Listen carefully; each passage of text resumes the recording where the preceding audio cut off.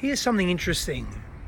Pain and trauma. I was having a beautiful conversation with a brother the other day, and we were talking, it was actually yesterday, and we were talking about the intricacies of oneself.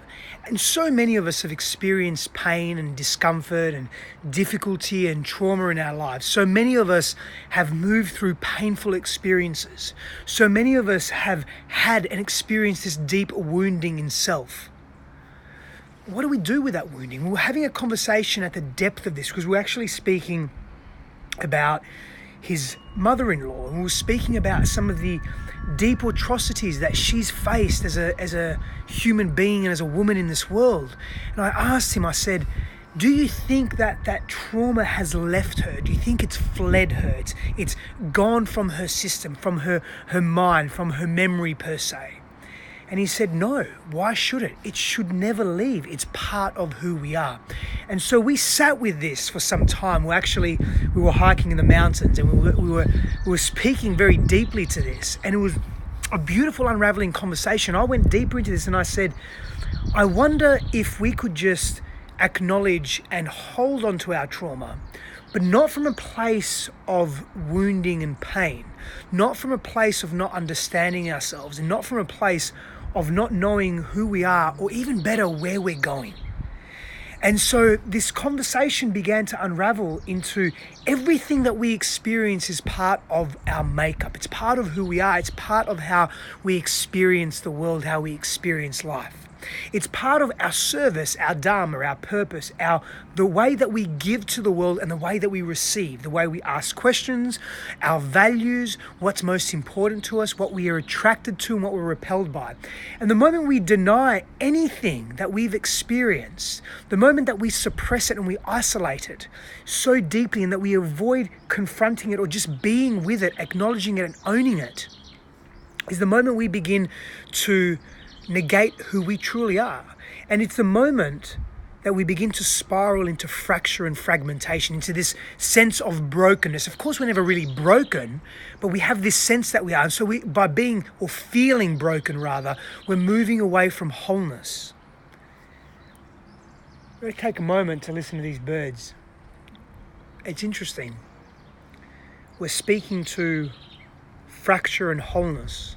And there's a sense of completeness when being in nature to some degree. There's a stillness there that symbolizes a wholeness.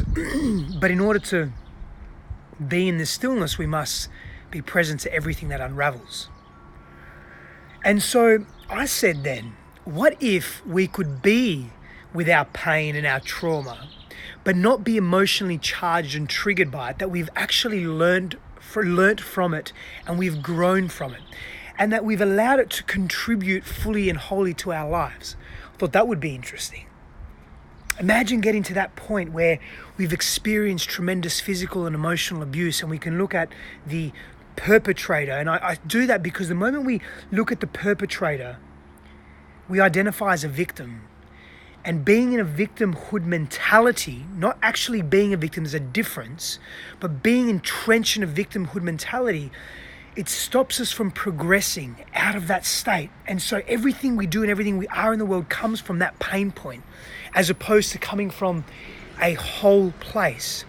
And so people's actions can be detrimental. I've myself experienced physical abuse, emotional abuse in great depth. And as I've let that go over the years, as I've released that, as I've forgiven myself, have moved, allowed myself to really feel the emotions of all of that, I've felt freer than ever. And these words, freedom, completeness, wholeness, they're synonymous with each other. Love, deepened connection.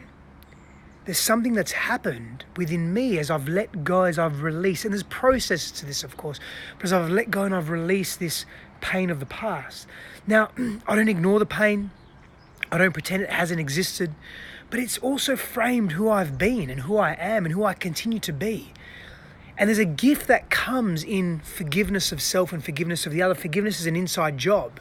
And knowing that we can forgive, release, it speaks volumes not only to our character development, but also to the life path that we can tread and live. I believe there's great value in that for us and for also every single human being that we come into contact with. And that becomes an empowered journey, a reciprocal, collaborative journey. And I wonder what would happen in your life if you could release some of that pain. And the first question that comes to mind, of course, is how? Where do we start? Where do we begin? How do we actually move through this pain? And it's a great question. And where we begin is with acknowledgement. And ensure you have support in that space. Ensure that you are supported in your exploration, whether it be professional support, whether it be the love and adoration and the reverence of close friends and loved ones, but be supported on your journey of exploration.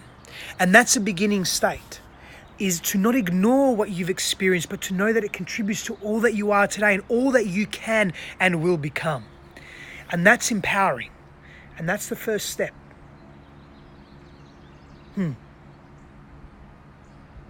I liked earlier there was a comment on forest bathing. It's a beautiful thing, like moonlight bathing, like sunbathing. We bathe and we bask in the elements of nature, the various elements of nature. And similarly, we can bask and bathe in the elements of self, the various elements of self that exist within us. And so that we don't perceive ourselves to be broken, and rather we embrace every experience and every way that we've been in life, everything that we've come into contact with, has somehow served us. Some we see, some we don't. And it's those that we don't that when we make an effort to make ourselves present, we become presence to that pain, we grow tremendously, we expand. Our quality of life changes, our relationships become richer, and we become more fulfilled. We move with meaning in life.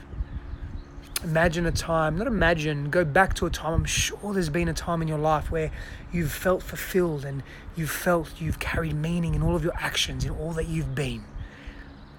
That's a beautiful thing. We can get to that place often when we pay attention to who we truly are. Power and blessings to you, beautiful people. We'll see you soon.